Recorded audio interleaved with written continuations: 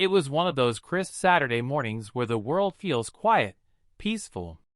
I poured myself a mug of coffee, ready to enjoy a rare, calm start to the weekend. But when I stepped outside, that peace shattered instantly. There it was. A massive SUV sprawled across my driveway, not just parked, but positioned deliberately at an angle, like some smug boulder daring anyone to move it. Every inch blocked. And I knew right away this wasn't some accident or mistake. It was a message. A declaration of war. That SUV belonged to Karen, the self-proclaimed queen of our HOA, the woman who strutted around the neighborhood like she owned every square of concrete. She'd been on my case for months. My tractor was an eyesore. My grass wasn't uniform enough. Even my mailbox clashed with the community palette. But this stunt? This was a new level. I tried to stay rational. Maybe she had an emergency, I told myself. Maybe she just parked here in a rush. But that hope died the second I saw a note tucked under her windshield. In big, bold handwriting it read, "You don't use this driveway enough, so I'm borrowing it today. Deal with it." My blood boiled. Who does that on private property? I looked around. Neighbors were already peeking out their windows, whispering. Some shook their heads in disbelief, others smirked, clearly waiting to see how I'd respond. Karen wanted a reaction, me banging on her door, begging her to move her car, feeding her ego again. But that wasn't happening.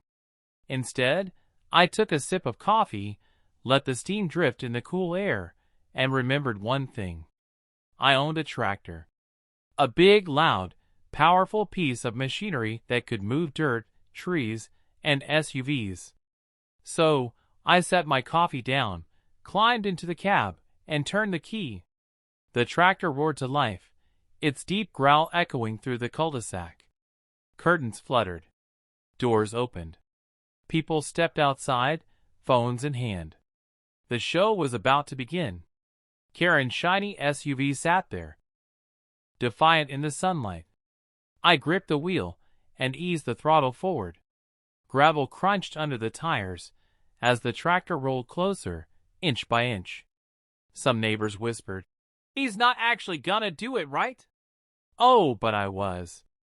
Then, like a cue from a bad sitcom, Karen burst out of her front door, bathrobe, slippers, hair a mess, screaming, "Stop!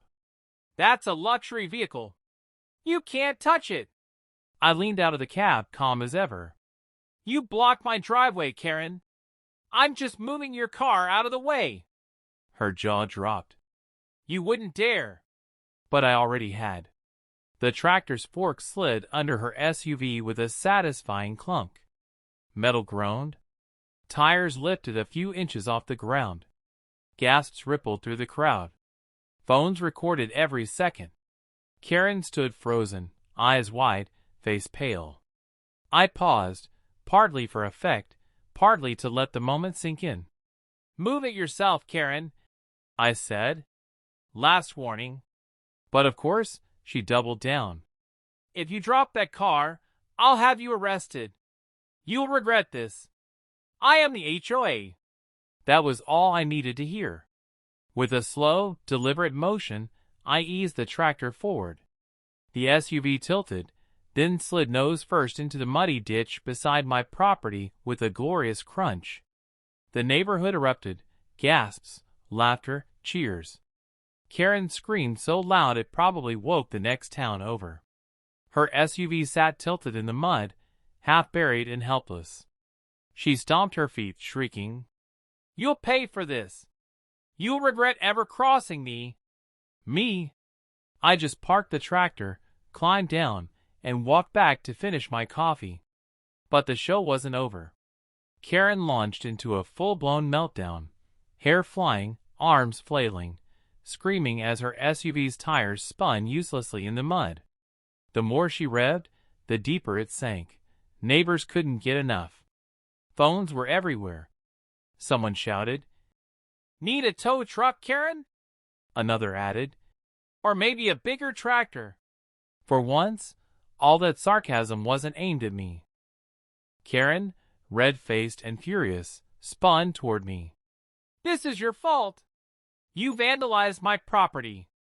I'm calling the HOA, the police, the mayor." I crossed my arms. Calm. "You parked on my driveway, Karen.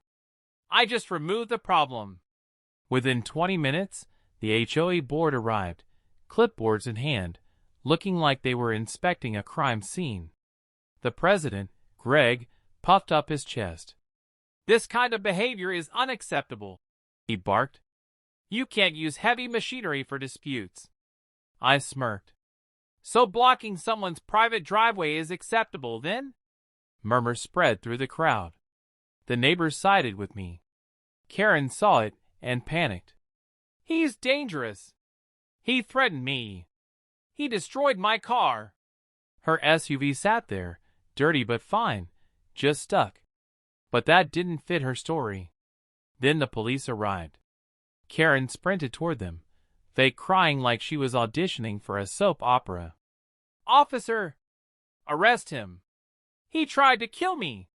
The officer frowned, looking from her to me, then to the tractor parked quietly by my barn. "Sir, what happened?" I laid it out calmly, every fact, every step. "She trespassed.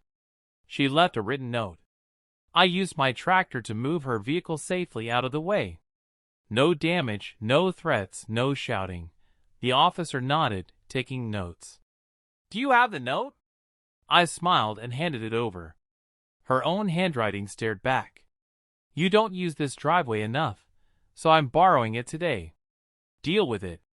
The officer raised an eyebrow. The crowd burst into laughter.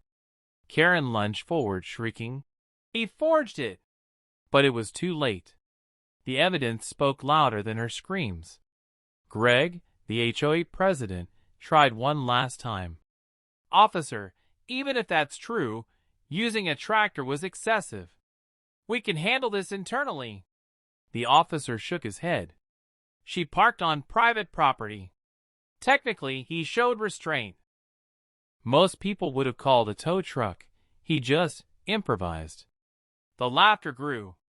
Even the officer cracked a grin before straightening up again. Karen's face turned crimson. "You're all against me. This whole neighborhood is ungrateful. I am the HOA." And that's when someone yelled, "Not anymore, you're not." Then another voice joined in. "Yeah, resign already, Karen." The chant spread like wildfire. Her power, her arrogance, gone in seconds. The officer handed me back the note and said, "You're free to go about your day, sir." Then he turned to her. "Ma'am, I suggest you call a tow truck and calm down." And just like that, it was over. By evening, a tow truck came and dragged her SUV out of the ditch like a defeated beast. But the real victory? Karen never blocked my driveway again. So what do you think? Did I go too far, or was that fair justice? Drop your thoughts below, hit that like button, and don't forget to subscribe to HOA Sonorics for more wild neighborhood drama and instant karma stories like this one.